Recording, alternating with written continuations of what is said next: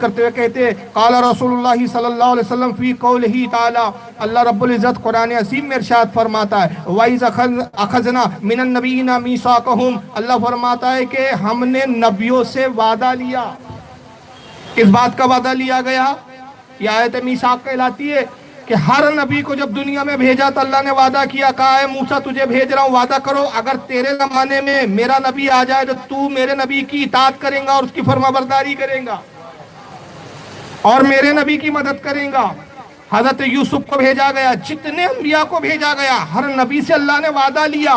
تو قرآن میں اللہ فرماتا ہے کہ ہم نے نبیوں سے وعدہ لیا۔ تو اس آیت کی تفسیر بیان کرتے ہوئے اللہ کے نبی خود ارشاد فرماتے ہیں کنت اول النبیین فی الخلق وآخر فی البعث، فرمایا سنو میں تخلیق کے اعتبار سے اول نبی ہوں اور بھیجنے کے اعتبار سے آخری نبی ہوں۔ تخلیق تو پہلے ہوئی ہے لیکن آیا میں بعد میں، آخر میں۔ تو آخر میں کیوں آئے یا رسول اللہ؟ جب آپ سب سے پہلے پیدا ہوئے تو سب سے پہلے آ جاتے۔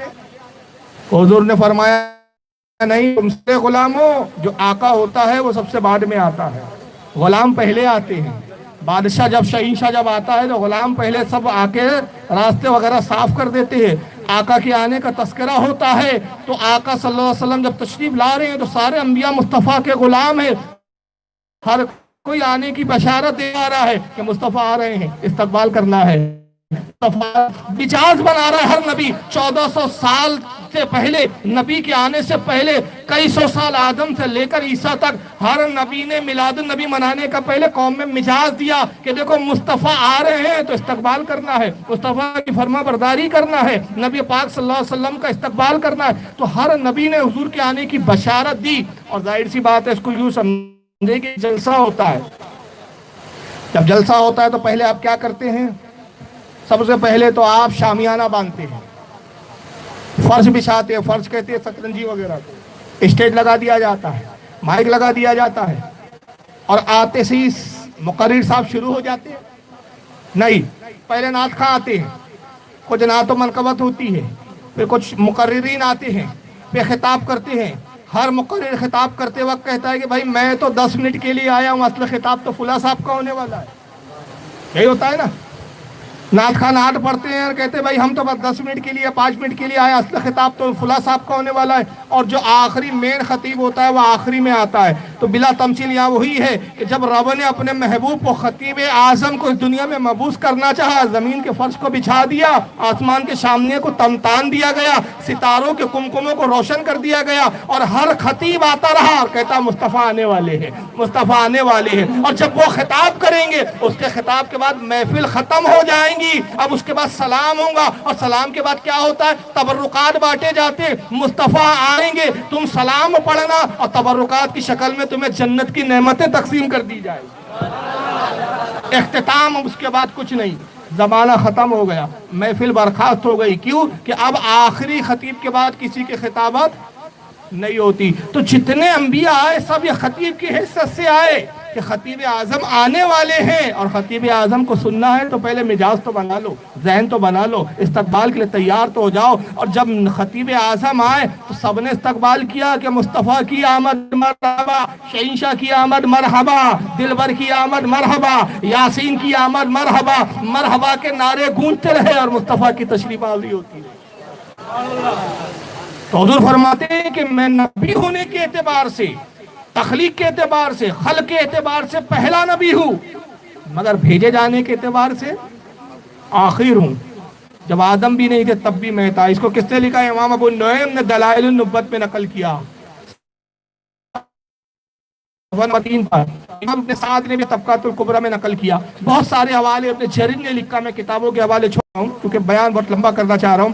امام ابن ابی حاتم نے بھی اس کو تفسیر القرآن میں لکھا، امام قاضی عیاض نے شفا میں لکھا، امام دہلوی نے مستد الفردوس میں لکھا، حضرت امام حسام الدین ہندی نے کنز العمال میں لکھا، امام سخاوی نے مقاصد الحسنہ میں لکھا، امام اجلونی نے کشف الخفا میں لکھا۔ خدا کی قسم ایک ایک روایت پر اتنے حوالے ہوتے ہیں کہ جس دن وہابی بیٹھیا صرف کتاب ہے وہ جو حوالے میں دیتا ہوں لاد دوں تو دب کے مر جائے،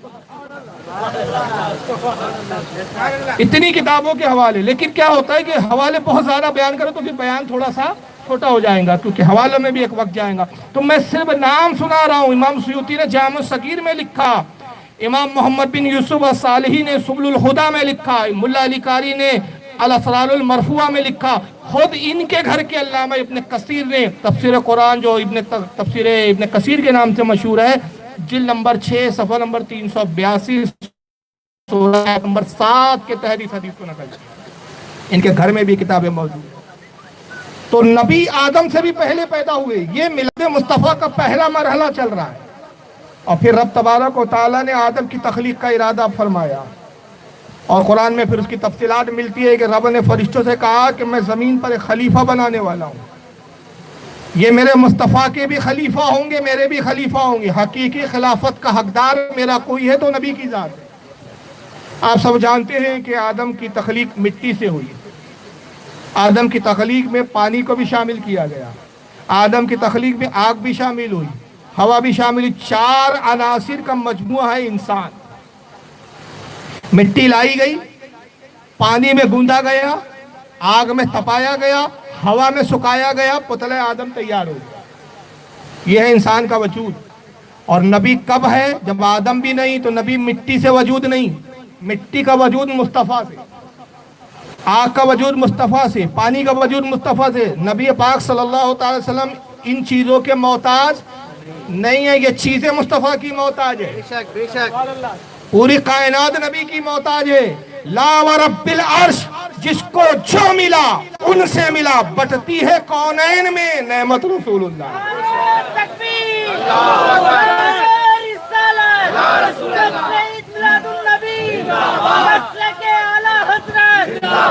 پوری کونین میں جو نعمتیں بٹ رہی ہے سب مصطفیٰ کا صدقہ ہے، مصطفیٰ کی خیرات۔ آدم کا پتلہ تیار ہوا، رب نے اب روح کو ڈالی، یہ 5واں۔ اب میں انس بولوں نہ بولوں میں خود کنفیوز ہوں، کیونکہ روح کیا ہے تو کوئی جانتا ہی نہیں۔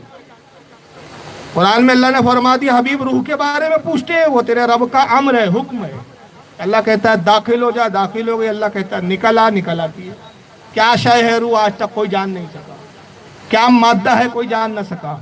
اب جو بھی ہے اللہ رسول کے نزدیک تو 4 چیزوں سے تو پتلہ آدم تھا، 5ویں شاید تھی نور۔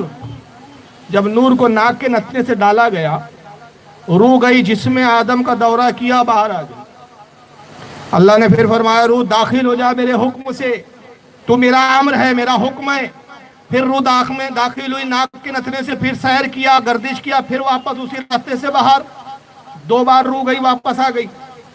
رب نے پھر 3ری بار حکم دیا روح داخل ہو جا، اور اس بار جلال کے ساتھ ارشاد فرمایا گیا، عتاب کے ساتھ ارشاد فرمایا گیا۔ روح لرز گئی۔ اللہ کا عتاب کا بھی ڈر تھا، مگر ایک مسئلہ بھی تھا روح کے لیے۔ پھر روح جب 3ری بار گیا، جب باہر آئی تو اللہ نے فرمایا روح تجھے قرار کیوں نہیں؟ تو روح نے سجدہ کیا، روح آدم نے سجدہ کیا اور عرض کرتی ہے خالق کائنات میں تیری فرما بردار ہوں، میں نافرمانوں میں سے نہیں، لیکن رب قدیر میں پتلہ آدم میں داخل ہوتی ہوں تو دیکھتی ہوں کہ پورا اندھیرا اور تاریخی ہے۔ میں روح ہوں، لطیف ہوں، لطافت مجھ میں ہے، نظافت مجھ میں ہے، میں روشنی کی دل دادا ہوں، روشنی مجھے پسند ہے، مجھے تاریکی سے وحشت ہوتی ہے، تاریکی میں مجھے خوف اور ڈر محسوس ہوتا ہے، پتلہ آدم میں سوائے اندھیرے کے کچھ نہیں، اس لیے مجھے قرار نہیں ملتا۔ رب نے فرمایا روح پہلے کہہ دیتی، تیرے تسکین کا انتظام کر دیا جاتا، اے فرشتوں میرے مصطفیٰ کے نور کا ایک حصہ پیشانی آدم پر چسپا کر دو۔ سبحان اللہ۔ نور مصطفیٰ پیشانی آدم پر جیسے ہی چسپا ہوا پتلہ آدم روشن ہو گیا۔ تو 2 باتیں پتہ چلی کہ جہاں مصطفیٰ آ جاتے ہیں وہ روشنی ہو جاتی ہے، تاریکیاں چھٹ جایا کرتی ہیں۔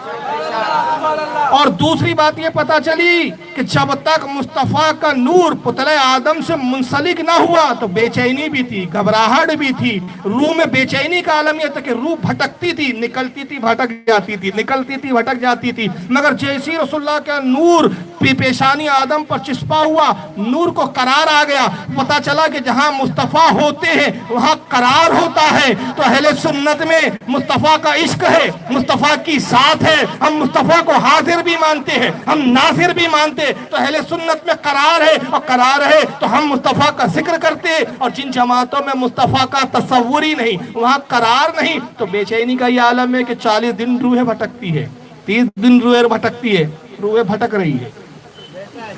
نہیں سمجھے آپ؟ شاعری بھٹک رہی ہے کہ نہیں بھٹک رہی ہے؟ بھائی کیوں بے چینی ہے؟ یہ بورا بستر لے کے اتنی بے چینی کہ جہاں قرار ہوتا ہے تو بستر نیچے ہوتا ہے، سکون پانے والا اوپر ہوتا ہے۔ بھائی میں آیا تھکا ہوا تھا، میں نے کہا سوؤں گا یار، رات بھر سے جگا ہوا ہوں، تو بڑا نرم بستر تھا، بستر رکھ دیا گیا، اے سی چالو کر دیا گیا، بھائی مہمان ہے سکون چاہیے، سکون والا بستر تھا، تو بستر نیچے اور سکون پانے والا اوپر، روح اتنی بے قرار کہ بستر ان کے اوپر، یہ بستر کے نیچے، پیٹھ پہ لادے ہوئے چلے جا رہے ہیں۔ اتنی بے چینی کیوں؟ اس جماعت میں نبی کا وجود ہی نہیں۔ تو پیشانی آدم پہ مصطفیٰ کا نور جیسی چسپا ہوا، پتلے آدم روشن، روح کو قرار ملا۔ اور جب آدم نے اپنے جسم میں حرکت پائی، بڑی تفصیلات میں، ان تفصیلات پہ نہیں جا رہا کہ ان کی زبان سے سب سے پہلے الحمدللہ نکلا، پھر فرشتوں نے یا رحمک اللہ کہا، پھر رب کو سجدہ کیا۔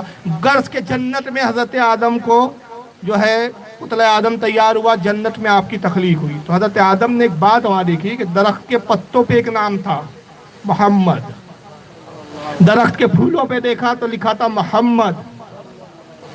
حوریں جو تھی، جو استقبال کرتی تھی، حوروں کی پیشانی پہ لکھا تھا محمد، فرشتوں کی پیشانیوں پہ تھا محمد، جنت کے دروازوں پہ لکھا تھا محمد، دروازوں کی کنڈیوں پہ لکھا تھا محمد۔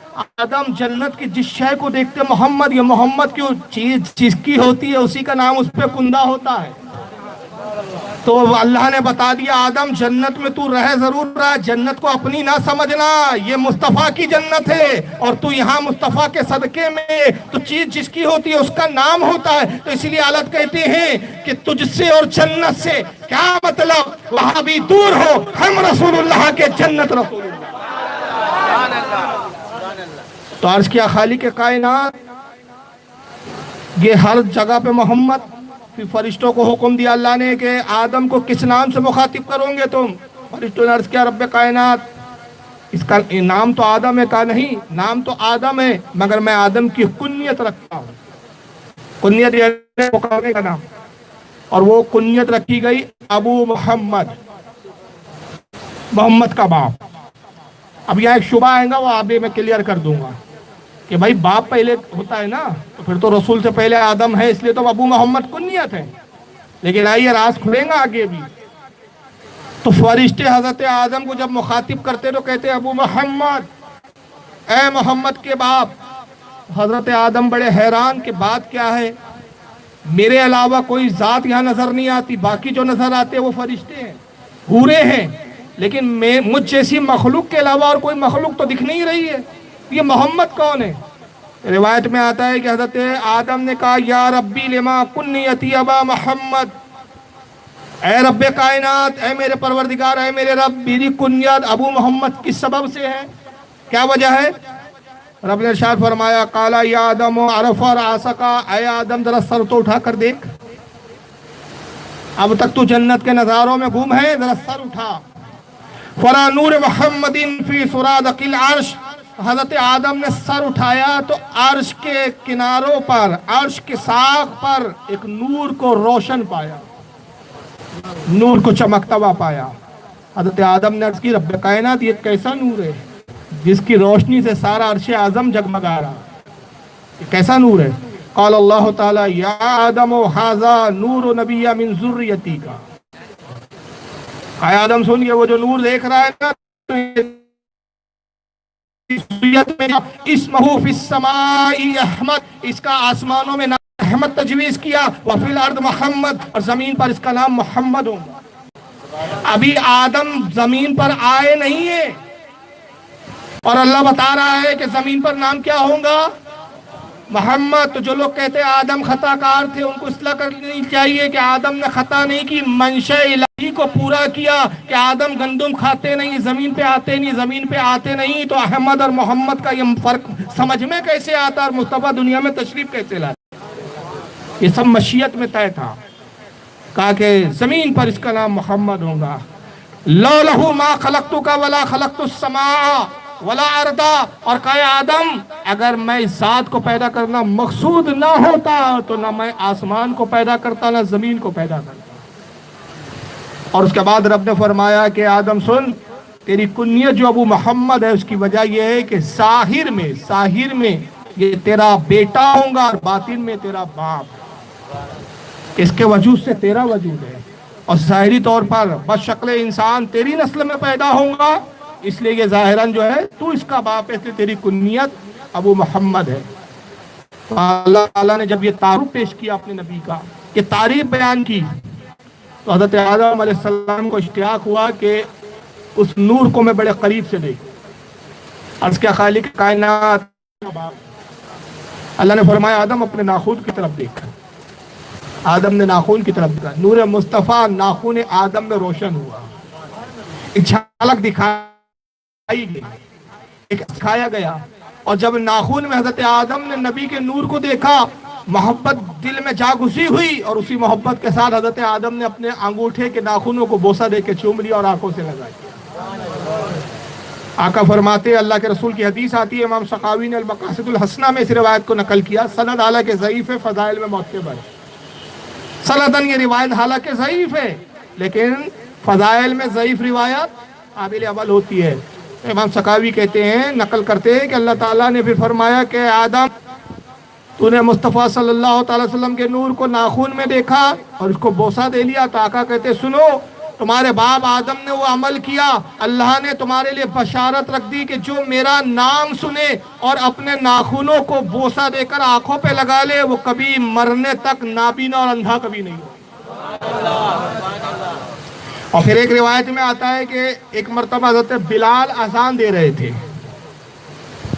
اس کو بھی امام سخاوی نے المقاصد الحسنہ صفحہ نمبر 384 حدیث نمبر 1021، اور اس کو امام اجلونی نے کشف الخفا جلد 2 صفحہ 241 حدیث نمبر 2296 پہ نقل کیا کہ بلال نے جب اذان دی، ابو بکر صدیق بھی تشریف فرما ہے اور رسول اللہ کی ذات بھی تشریف فرما ہے، بلال اس لفظ پر پہنچے، اشہد ان رسول اللہ۔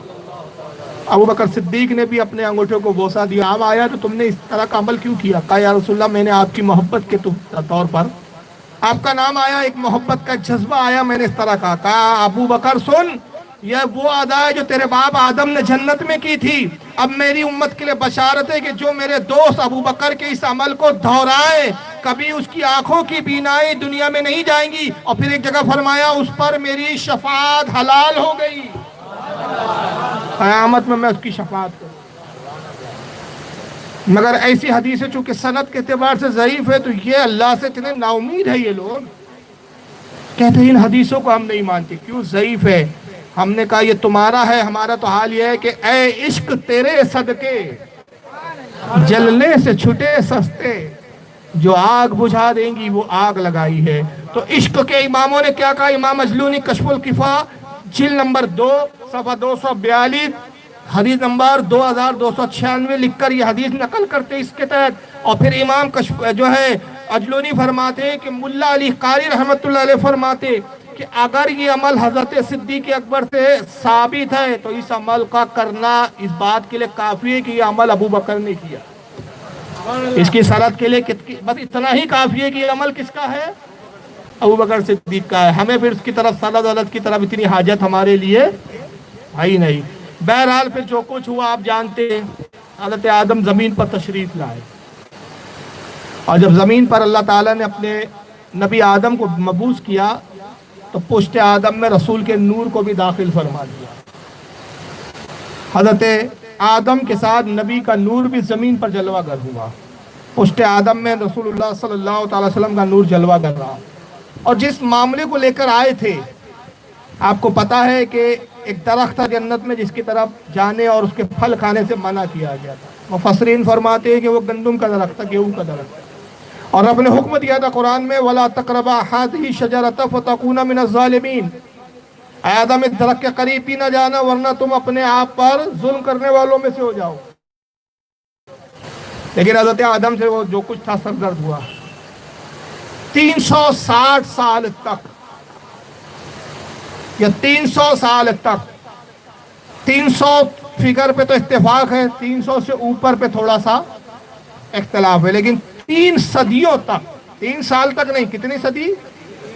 3 صدیوں تک حضرت آدم اللہ کی بارگاہ میں استغفار کرتے رہے، پروردگار میری لرزش کو بخش دے، جو کچھ مجھ سے سرزد ہوا اس کو معاف فرما دے۔ 3 صدیوں تک حضرت آدم خدا کو پکارتے رہے مگر توبہ قبول نہیں ہوئی۔ 300 سال بعد یا 360 سال کے بعد پھر ایک مرتبہ حضرت آدم یوں کہتے ہیں، اور اس کو امام حاکم المستدرک میں نقل کرتے ہیں، ابھی بہت سارے اماموں نے اس حدیث کو لکھا۔ کہتے ہیں ان عمر ابن الخطاب رضی اللہ عنہ قال، حضرت عمر رضی اللہ تعالیٰ عنہ سے روایت ہے، خلیفہ دوم سے کہتے ہیں قال رسول اللہ صلی اللہ علیہ وسلم لما اقترف آدم الخطیہ، کہتے ہیں کہ جب آدم سے ایک لرزش واقع ہو گئی، رسول اللہ فرماتے ہیں قال یا ربی اسألک بحق محمد لما غفرت لی، حضرت آدم نے اللہ سے عرض کی اے پروردگار عالم اس محمد کا وسیلہ، اس محمد کا واسطہ کہ میری خطا کو تو بخش دے، میں محمد صلی اللہ علیہ وسلم کے وسیلے سے تجھ سے دعا کرتا ہوں۔ فقال اللہ نے ارشاد فرمایا یا آدم وکیف عرفت محمدا ولم اخلقہ، اے آدم تو نے محمد کو کیسے جانا حالانکہ میں نے ابھی محمد کو ظاہری طور پر پیدا نہیں کیا، ابھی دنیا میں تو ابھی ظاہری طور پر نہیں آئے، تو نے محمد کو کیسے جانا؟ قال یا ربی لأنک لما خلقتنی بیدیک وَنَفَقْتَ فِيَّ مِن رُوحِكَ، کہ پروردگار جب تو نے اپنے دست قدرت سے میری تخلیق کی اور اپنی جانب سے مجھ میں روح ڈالی، رفعت اور آسی فرائیت علی قوائم العرش مکتوبہ، تو میں نے عرش پر اپنا سر اٹھا کر دیکھا تو عرش پر یہ لکھا ہوا پایا لا الہ الا اللہ محمد رسول اللہ، کلمہ طیبہ کو میں نے لکھا پایا فعلمت انک لم تضف الاسمک الا حب خلق الیک، تو میں جان گیا کہ جس ذات کا نام تیرے نام کے ساتھ ہے وہ ذات تجھے کس قدر محبوب ہوں گی، کتنی پسندیدہ ذات ہوں گی، تیری پسندیدہ ذات ہے اس لیے اپنے نام کے ساتھ اس کے نام کو بھی تو نے تحریر فرمایا ہے۔ وقال اللہ نے ارشاد فرمایا صدقت یا آدم، اے آدم تو نے سچ کہا، اِنَّهُ لَحَبُّ الْخَلْقِ إِلَيَّ، تمام مخلوق میں سب سے افضل ترین سب سے محبوب ترین مجھے یہی ذات ہے مصطفیٰ صلی اللہ علیہ وسلم کی، ادعونی بحقی فقط غفرت لک، تو نے ان کے وسیلے سے دعا کی تو میں نے تجھے بخش دیا، لولا محمد ما خلقتک، اے آدم اگر محمد کو پیدا نہ کرتا تو میں تیری بھی تخلیق نہیں فرماتا، تیرا بھی وجود مصطفیٰ کے وجود سے۔ یہاں پر ذرا رک جائے، میں روایت پڑھنے کا مقصد کیا تھا، وسیلہ میرا ٹاپک نہیں ہے، بات آ گئی کہ زمین پر بھی مصطفیٰ کا ذکر ہو رہا ہے، آدم 300 سال تک آئے تو مصطفیٰ کا جب تک ذکر نہیں کیا مراد پوری نہیں ہوئی، اللہ کو پکارتے رہے لیکن توبہ قبول نہیں ہوئی، تو رب نے اپنے بندوں کو یہ ظاہر کر دیا کہ دیکھو بے شک میں تم سے قریب ہوں، انی قریب یہ بہت آیت سناتی ہیں کہ میں تم سے قریب ہوں، مجھ سے مانگو میں تمہاری سنتا ہوں، کئی کہتے ہیں دیکھو اللہ قرآن میں خود فرماتا ہے، اللہ فرماتا ہے کہ میں تمہاری شرک سے زیادہ قریب ہوں، تو مانگو تو اللہ صاحب سے مانگو، مانگو تو اللہ صاحب سے مانگو، تو اللہ ہی بتا رہا ہے کہ آدم جو اتنا محبوب تھا 300 سال میں نے اس کی نہ سنی جب تک محمد کا وسیلہ نہ پیش کیا، تو جب محمد کے وسیلے کے بغیر میں آدم کی نہیں سنتا تو تمہاری سنوں گا۔ 300 سال تک تو مجھ کو پکارتے رہے نا آدم، تو 300 سال تک جب میں اپنے محبوب کی نہ سنوں تو تم گناہگاروں کی سنوں گا، تو تمہاری تب سنوں گا کہ تمہاری جانب سے کہنے والا تو پتا چلا کہ محبت رسول، ذکر رسول، وسیلہ رسول کے بغیر مرادیں پوری نہیں ہوتی۔ اور اس روایت کو اتنے لوگوں نے لکھا کہ میں حوالے بتاؤں گا تو بڑی ایک لمبی قطار ہے اس کی، بہت سارے لوگوں نے لکھا، امام حاکم کا میں نے پھر بہرحال حوالہ دیا، اور اس کے بعد حضرت آدم جب تک زمین پر رہے اور رسول اللہ کی میلاد مناتے رہے۔ میلاد کیا ہے حقیقت میں؟ مصطفیٰ کی آمد کا ذکر، یہی اصل میلاد، حتیٰ کہ حضرت شیس علیہ السلام جو آپ کے بیٹے بھی تھے، نبی بھی تھے، ان کو اس وقت یاد کیا کہ جب حضرت آدم کا وصال ہوا، حضرت آدم نے اپنے بیٹے شیس کو بلایا، کہا بیٹا اب میرا وقت آ گیا ہے، ملک الموت حاضر ہے، میری روح قبض کرنے والے ہیں، میں اپنے رب کی بارگاہ میں حاضر ہونے والا ہوں، بیٹا میری ایک وصیت کو یاد کر لے۔ کہا بجان وصیت فرمائے، کہا بیٹا محمد کے ذکر سے کبھی غافل نہ ہو، تو ابا حضور یہ وصیت تو آپ پہلے بھی کر چکے ہیں. کہا بیٹا پہلے بھی وصیت کی، لیکن مرنے والے کی جو آخری وصیت ہوتی ہے وہ تمام وصیتوں پہ سب سے فوقیت رکھنے والی اہم وصیت ہوتی ہے. تو میں اس وقت تجھ سے یہی وصیت کر کے تجھ پہ ظاہر کرنا چاہتا ہوں کہ اس سے پہلے جتنی نصیحتیں ہیں ان میں سے اگر تو نے کسی وصیت اور نصیحت کو کر دیا تو وہ تو چل جائے گا، درگزر کر دیا جائے گا، مگر یہ بات درگزر نہ کی جائیں گی کہ تو دنیا میں رہے اور مصطفیٰ کے ذکر سے غافل رہے. تو میری سب سے اہم وصیت یہ ہے کہ اے میرے بیٹے شیز، جب تک تو دنیا میں رہے آخری سانس تک رسول اللہ کے ذکر سے غافل رہے. اگر یہ ذات نہ ہوتی تو تیرے باپ آدم کا وجود نہ ہوتا، یہ ذات نہ ہوتی تو تیری ماں حوا کا نکاح مجھ سے نہ حلال نہ قرار پاتا، یہ ذات نہ ہوتی تو میری توبہ قبول نہ ہوتی، یہ ذات نہ ہوتی تو تیرا اپنا وجود نہ ہوتا. پھر ساری زندگی حضرت شیس علیہ السلام نبی کا ذکر اور نبی کی میلاد مناتے رہے. انبیاء کے دور میں میلاد ہوتا رہا. ان کے بعد حضرت ادریس علیہ السلام آئے. حضرت ادریس علیہ السلام نے بھی نبی کی میلاد کو منایا، ذکر کیا، حتیٰ کہ نوح علیہ السلام کا زمانہ آتا ہے اور حضرت نوح نے 950 سال 950 سال تک اپنی قوم کو حق کی طرف بلایا. اور جب مایوس ہو گئے، قوم حق کی طرف آنے کے لیے تیار نہ ہوئی، اللہ کی بارگاہ میں دعائے ہلاکت فرمائی اپنی قوم کے لیے، پروردگار اس قوم کو تباہ کر دیا. آپ نے فرمایا نوح کشتی بناؤ، ایک ایسا گھر جو پانی پہ تیرے گا، میں ایک ایسا عذاب بھیجوں گا کہ آسمان سے بھی پانی نازل ہوگا، زمین سے بھی پانی ابلے گا، روئے زمین کا کوئی حصہ پانی سے خالی نہ ہوگا. ایک کشتی تیار کرو، ایک لکڑے کا مکان تعمیر کرو. جناب نوح علیہ السلام کشتی تیار کرنے لگے. قوم آتی کہتے نوح یہ کیا بنا رہے ہو؟ کیونکہ روئے زمین کی سب سے پہلی کشتی تھی. اس سے پہلے کشتی کیا ہوتی ہے، کیا ہے، کسی نے دیکھا بھی نہیں تھا، جانا بھی نہیں تھا، نام تک نہیں سنا تھا کسی نے. اے نوح یہ کیا بنا رہے ہو؟ لکڑی کا کیسا مکان ہے؟ حضرت نوح نے کہا یہ ایک ایسا مکان ہے کہ جو پانی پر چلے گا. قوم مذاق اڑانے لگی. کہا کوئی ایسا بھی مکان ہوتا ہے جو پانی پہ چلے؟ لیکن ہوتا کیا تھا، 1 سال گزر گیا، حضرت نوح کشتی بناتے رہے. بہت بڑی کشتی تھی کیونکہ ساری جو مخلوقات تھی سب کے جوڑے کو اس کشتی میں شامل کرنا تھا. نباتات کے جوڑے تھے، حیوانات کے جوڑے تھے، انسانوں کو رکھنا تھا جو اہل ایمان تھے. ایک بڑی کشتی کی ضرورت تھی. 1 سال گزرا اور جب حضرت نوح کشتی مکمل کرتے کرتے اس طرف آئے اور جب اس طرف گئے جہاں سے کشتی بنانا شروع کی تھی تو دیکھا کہ وہاں کچھ تختوں میں دیمک لگ چکی ہے، تختے بوسیدہ ہو گئے. حضرت نوح علیہ السلام کو بڑا افسوس ہوا اور ان تختوں کو آپ نے نکالا، دوبارہ نئے تختے لگائے مرمت کی. جب اس مرمت سے فارغ ہوئے اور جب اس سرے پر آئے دیکھا تو یہاں کے تختوں کو دیمک چاٹ چکے. حضرت نوح حیران ہو گئے. پھر یہاں کے بھی تختوں کو نکالا انہوں نے، اس کو درست کیا اور جب اس طرف جاتے تھے تو پھر یہاں کے تختوں پہ دیمک لگ چکی تھی. آپ سجدے میں گر گئے. رب کائنات تیرا حکم ہے اور تیرے حکم سے میں اس گھر کو تعمیر کر رہا ہوں، اس کشتی کو تعمیر کر رہا ہوں، مگر رب قدیر عالم یہ کہ دیمک چاٹ جاتی ہے.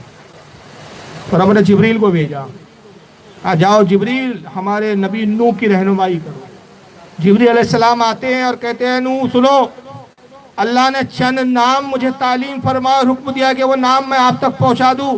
جب تک آپ تختوں پر یہ نام نہیں لکھیں گے یہ تختے اسی طرح دیمک چاٹتے رہیں گی. یہ ناموں کی برکت یہ ہے کہ آپ کے تختے محفوظ ہو جائیں گے اور کشتی مکمل ہو جائیں گی. تو جبریل نے نام بتائے اور جب نام بتائے تو انہوں نے لکھے. تو اس طرف جب تختے درست کیے تو انہوں نے لکھا محمد صلی اللہ علیہ وسلم، ابو بکر، عمر، عثمان، علی.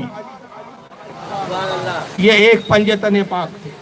اور دوسری طرف کے جب تختوں کو درست کرنے آئے تو کہا یا اے نون لکھیے یہاں محمد، علی، فاطمہ، حسن، حسین. ادھر بھی پنجے تن ادھر بھی پنجے تن. پتا چلا کہ مکمل کامیابی تب ملتی ہے جب دونوں پنجے تن کو لے کر چلا جاتا ہے. جب ایک پنجے تن کو پکڑو اور ایک کو چھوڑ دو تو انسان ناکام ہو جاتا ہے. تو حضرت نوح نے پوچھا ہے جبریل یہ کن کے نام ہیں؟ یہ ابو بکر کون، یہ عمر کون، یہ عثمان کون، یہ علی کون؟ اور اس طرف دیکھتا ہوں تو ادھر علی بھی ہے، فاطمہ بھی ہے، حسن بھی ہے، حسین بھی ہے، یہ کون؟ تو جبریل نے بتایا کہ اے نوح یہ محمد صلی اللہ تعالی وسلم یہ سب سے زیادہ محبوب ہے رب کائنات کے. اللہ ان کی تخلیق نہ فرماتا تو اے نوح آپ کے باپ آدم کی بھی تخلیق نہ ہوتی اور آپ کا بھی وجود نہ ہوتا. ساری کائنات کا وجود محمد سے. ابو بکر ان کے خلیفہ ہوں گے، عمر ان کے دوسرے خلیفہ ہوں گے، عثمان ان کے تیسرے خلیفہ ہوں گے، علی چوتھے خلیفہ ہوں گے. اور یہ جو ادھر دیکھ رہے ہو یہ علی داماد بھی ہے، یہ فاطمہ بیٹی ہے، یہ نواسے رسول اللہ. ان ناموں کی برکت سے حضرت نوح علیہ السلام کی کشتی مکمل ہوئی، اور کشتی میں پھر جب لوگ سوار ہوئے طوفان آیا.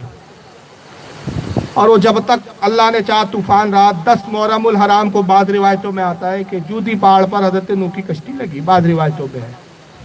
بہرحال اب یہ جو 83 یا 87 اہل ایمان تھے جو کشتی میں تھے، ان کے علاوہ جتنے کافر تھے سب ختم ہو گئے. تو 83 لوگ جب زمین پر آئے تو ان سے دوبارہ نسل آدم چلی، اس لیے حضرت نوح کو آدم ثانی کہا جاتا ہے. تو پتہ چلا کہ دوبارہ جب دنیا قائم ہوئی تو وہاں بھی رسول اللہ کے نام کی برکت ہے. حضور کا نام اگر وہاں سے ہٹا دیا جائے تو دنیا کا وجود ہی ختم ہو جائے. پھر حضرت ابراہیم علیہ السلام کا زمانہ آتا ہے. حضرت نوح کے بعد بھی انبیاء آتے رہے اور رسول اللہ کا ذکر ہوتا رہا ہر زمانے.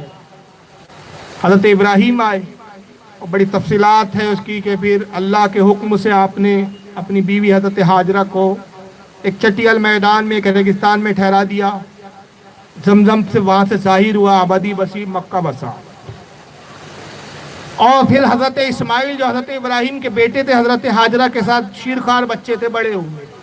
جب جوان ہوئے تو اللہ نے ابراہیم کو حکم دیا کہ ابراہیم جاؤ، اپنا بیٹا اسماعیل جوان ہو چکا ہے، ملاقات کرو اور مکہ جہاں تمہاری بیوی اور ایک آبادی آباد ہے وہاں میرا ایک گھر تعمیر کرو، تاکہ اللہ کے حکم سے جب وہ گھر تعمیر ہو جائے، میرے حکم سے وہ گھر تعمیر ہو جائے تو میرے بندے اس گھر کی زیارت کرے، میری یاد کرے.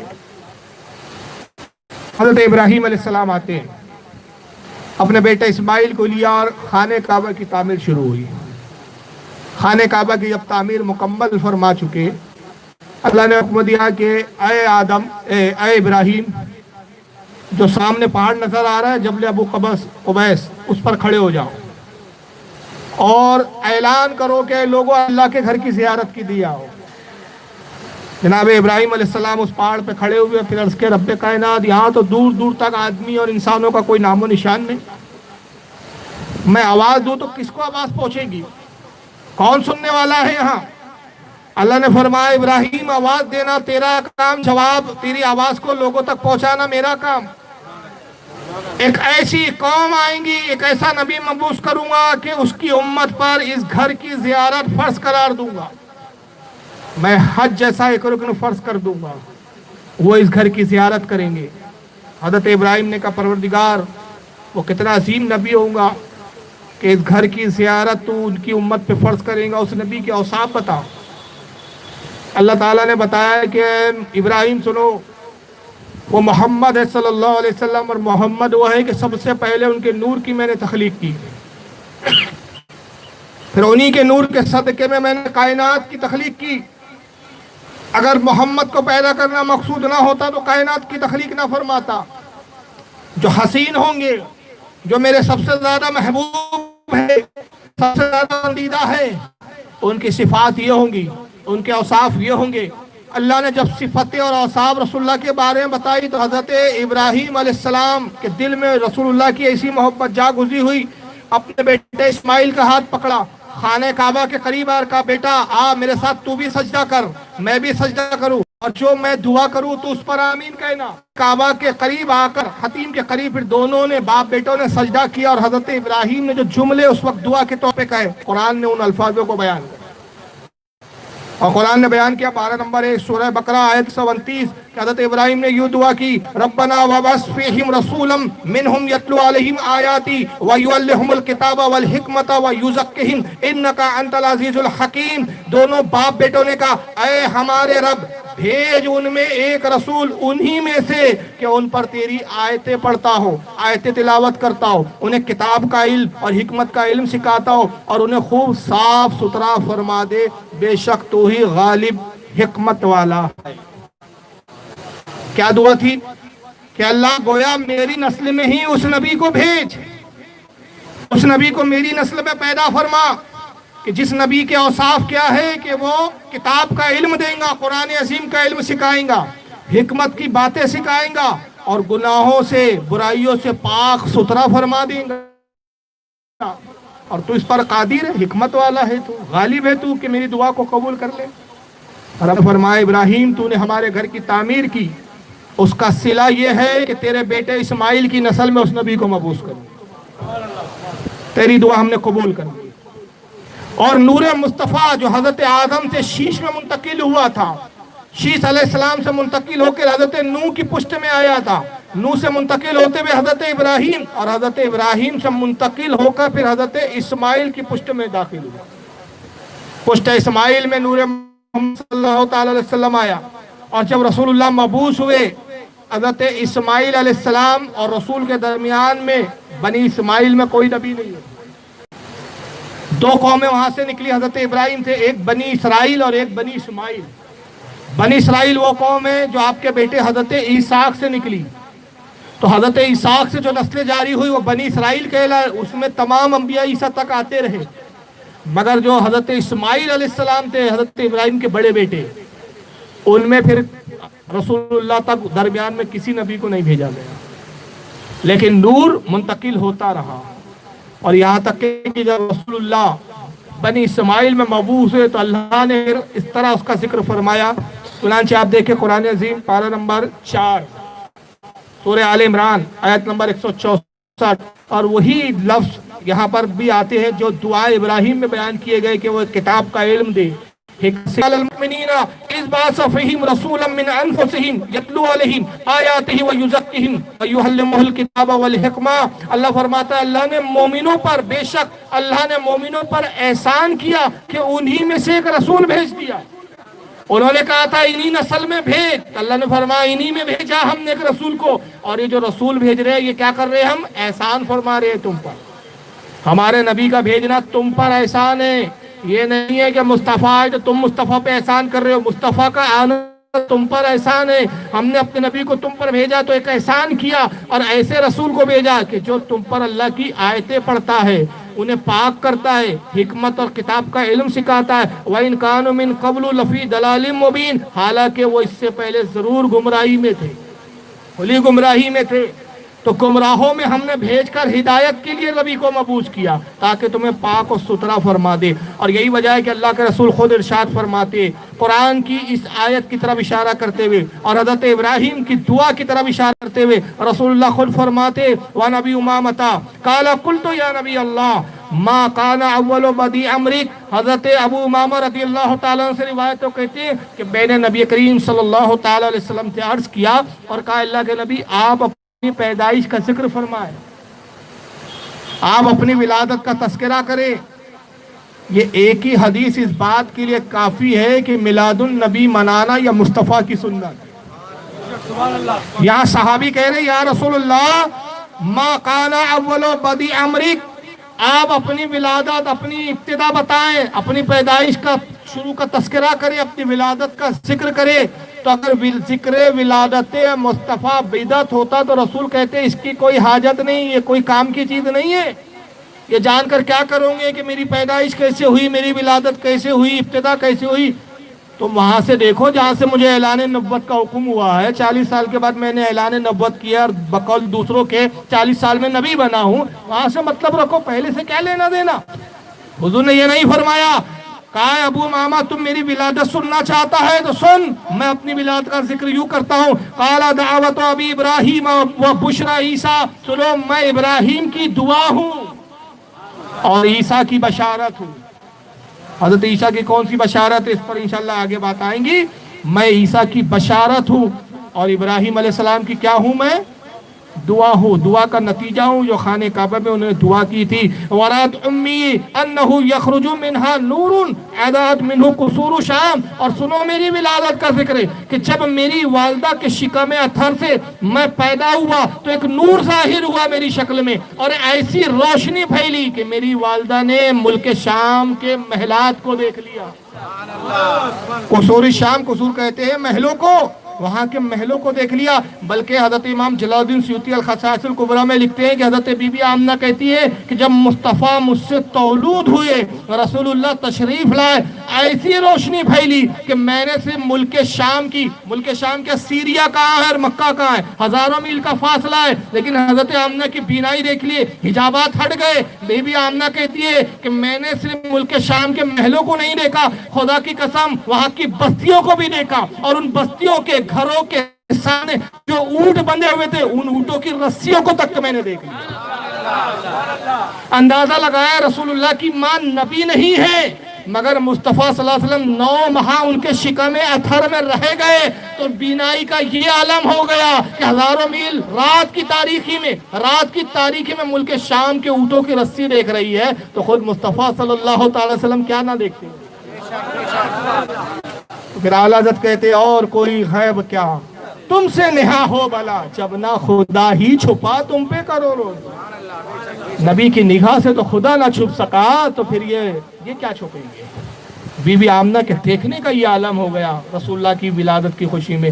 اور اس کی سند کیسی ہے؟ محدثین کہتے ہیں اسنادہ حسن، اس کی سند حسن ہے، یہ روایت ضعیف نہیں ہے، اور اس کو امام احمد ابن حنبل جیسے محدث نے، جو امام بخاری کے استاد ہے، امام احمد ابن حنبل نے اپنی مسند کے اندر حدیث نمبر 22,261 کیا۔ اس حدیث کو امام حاکم بھی المستدرک میں لائے ہیں، امام بہقی دلائل النبوہ میں لائے ہیں، امام ابن سعد اس کو طبقات الکبریٰ میں لائے ہیں، امام طبرانی معجم الکبیر میں لائے ہیں، امام سیوطی جامع صغیر میں لائے ہیں، امام سیوطی نے خصائص الکبریٰ میں بھی لکھا، در منصور میں بھی لکھا۔ غرض کے ایک طویل محدثین کی جو ہے ایک جماعت ہے جنہوں نے اس حدیث کو نقل کیا۔ تو آقا خود فرما رہے ہیں کہ میری تخلیق کہاں ہے، میں ابراہیم کی دعا بھی ہوں، عیسیٰ کی بشارت بھی ہوں۔ اور یہاں بتایا کہ جب میں پیدا ہوا تو انسانی شکل میں، انسانی صورت میں آیا، مگر اپنا نوری ہونا بھی ایسا ظاہر کیا کہ میرے نور کے ظاہری روشنی کو میری ماں آمنہ نے دیکھا، تو اس روشنی میں ملک شام کے محلوں کو بھی انہوں نے دیکھ لیا۔ پھر نور منتقل ہوا، اور نسل دل نسل یہ منتقل ہوتا رہا۔ حضرت سلیمان علیہ السلام کا زمانہ آتا ہے، اور روایتوں میں کہ جناب سلیمان علیہ السلام ایک مرتبہ تخت پہ سوار ہے، خانہ کعبہ کے قریب سے تخت گزرا، کسی کام کی جلدی تھی حضرت سلیمان کو، تخت تیزی سے گزر گیا، آپ خانہ کعبہ پہ نہیں اترے۔ کعبۃ اللہ رونے لگا، اور کعبۃ اللہ روتے ہوئے گلہ کرتا ہے رب کی بارگاہ میں، رب کائنات کتنی عجیب بات ہے کہ تیرا ایک نبی میرے قریب سے گزرا اور اس نے میری زیارت نہیں کی، مجھ پہ ٹھہرا نہیں، میرا طواف نہیں کیا، مجھے دیکھا نہیں، تیرا ذکر نہیں کیا، میں اس کا گلہ تیری بارگاہ میں کرتی ہوں۔ خانہ کعبہ نے گلہ کیا، رب تبارک و تعالیٰ نے ارشاد فرمایا کعبہ رو مت، گلہ مت کر، کیا ہوا کہ سلیمان نے تیری زیارت نہیں کی، چلے گئے، میں سلیمان کا بھی ایک آقا محمد کو مبعوث کروں گا، اور اے خانہ کعبہ تجھے یہ اجازت دوں گا کہ جب میرا نبی محمد سے عمل بنا دوں گا کہ تا قیامت کوئی ایسا لمحہ نہ ہوگا کہ تیری زیارت نہ کی جاتی رہے، حتیٰ کہ اگر کعبہ انسانوں سے خالی ہو جائے تو میں فرشتوں کو بھیجتا رہوں گا، فرشتے طواف کرتے رہے، قیامت تک تیرا طواف ہوتا رہے گا۔ خانہ کعبہ خوش ہو گیا اور کہا رب کائنات اس نبی کا منتظر میں بھی ہوں، اس نبی کو بھیج۔ اور پھر روایتوں میں آتا ہے کہ جب آقا کی ولادت ہوئی تو کعبہ مصطفیٰ صلی اللہ علیہ وسلم کے گھر کی طرف جھک گیا، جس کے سجدے کو محراب کعبہ جھکی، ان بہو کی لطافت پہ لاکھوں سلام۔ کعبہ بھی جان رہا تھا کعبہ کیا ہے بھائی، اللہ کا گھر ہے، اعجاز ہے، لیکن ہے تو پتھر کا ہی گھر ہے نا، مگر ایک پتھر بھی جانتا ہے کہ مصطفیٰ کی آمد ہو تو خوش بھی ہونا ہے، جھومنا بھی ہے، اور رسول اللہ کی طرف احتراماً جھکنا بھی ہے۔ یہ کون سے پتھر ہے کہ جن کو میلاد النبی سمجھ میں ہی نہیں آ رہے، یہ کون سے مندروں کے پتھر ہے بھائی، یہ بدعت کئی راگ الاپے جا رہے ہیں۔ ارے کم از کم خانہ کعبہ سے ہی سیکھ لیا ہوتا ہے کہ وہ بھی جانتا ہے کہ جب مصطفیٰ آئے ہیں تو اس وقت خوش ہونا ہے، غمگین نہیں ہونا ہے، رونا اس دن یہ شیطان کا کام ہے، خوش ہونا مومنوں کا کام ہے۔ کعبۃ اللہ بھی مومن ہے۔ اور یہ شعر جو ہے، یہاں پہ ایک بات یاد آ گئی، حالانکہ موضوع نہیں ہے، تو آلت کے شعر کو سمجھنا بھی تھوڑا بڑا الگ مرحلہ ہے۔ اکثر شعراء حضرات پڑھتے ہیں لیکن شعر کی تشریح بھی غلط ہو جاتی ہے۔ میں نام نہیں لیتا، ایک بہت بڑے ہمارے شاعر صاحب ہے मशहूर नात खां हैं, उन्होंने इसकी जो तशरीह की तो मैं जब सुना तो मुझे बड़ा अफसोस हुआ कि यार हालत के शेर कोई समझ ही नहीं सके। आला हज़रत शेर क्या कहा है, ये देखिए काबे की तरफ इशारा किया है और रसूलुल्लाह के नूर होने का कैसा तज़किरा किया है। आला फरमाते कसीदा नूर है ना आला हज़रत का, सुबह तैबा में हुई बट्टा है बाड़ा नूर का, उसमें एक शेर है, बड़ा मशहूर शेर है, वो क्या है, नारियों का दौर था दिल जल रहा था नूर का, तुमको देखा हो गया कलेजा ठंडा नूर का। अब इसकी बाद लोगों ने तशरीह कैसी की कि हज़रत उमर इस्लाम लाए तो काबा जो है वो खुश हो गया कि साहब नारियों का दौर था, ऐ उमर तुमको देखा कि तुम मोमिन हो गए, काबतुल्लाह खुश हो गया, उसका दिल जो चल रहा था वो खुशी में मसरत में तब्दील हो गया। ये शेर का मतलब ही नहीं है। हकीकत में आला हज़रत क्या कह रहे हैं, नारी कौन है, ये 365 बूथ। कुरान कहता है वक़ूदुहन्नास वल हिजारा वइद्दत लिल काफिरीन, डरो उस आग से जिसका ईंधन इंसान और पत्थर है। तो कौन से पत्थर है, ये पत्थर नहीं है आपके और हमारे मोहल्ले बस्ती के पत्थर, हमारे घरों के पत्थर जो जहन्नम का ईंधन है, ये वो माबूद है, ये वो पत्थर है। नबी ये पत्थरों को जो पूजा गया इनका इसमें क्या कसूर है, पत्थरों का क्या कसूर बेचारे। पत्थरों ने थोड़ी कहा कि भाई हमें आप खुदा बना लो और हमें पूजो, हमें भगवान और ईश्वर बना लो। तो इन पत्थरों को जहन्नम में क्यों डाला जाएगा। आका ने फरमाया है कि ये पत्थरों पर कोई अज़ाब नहीं, जहन्नम में इन पे कोई तकलीफ नहीं होंगी। इनका हाल ऐसी है जैसे जहन्नम के जो फरिश्ते जो अज़ाब पर मुकर्रर है वो जहन्नम में तलब करते थे, जिनको मांगते थे देख लो आज इनका अंजाम, ये आज खुद जहन्नम में जल रहे, तो ये उनकी रुसवाई के लिए होगा। तो ये नारी कहते हैं जो नार में हो, नार यानी जहन्नम। तो आला हज़रत कहते हैं नारियों का दौर था, ये 365 नारी बैठे हुए थे और दिल जल रहा था नूर का। ये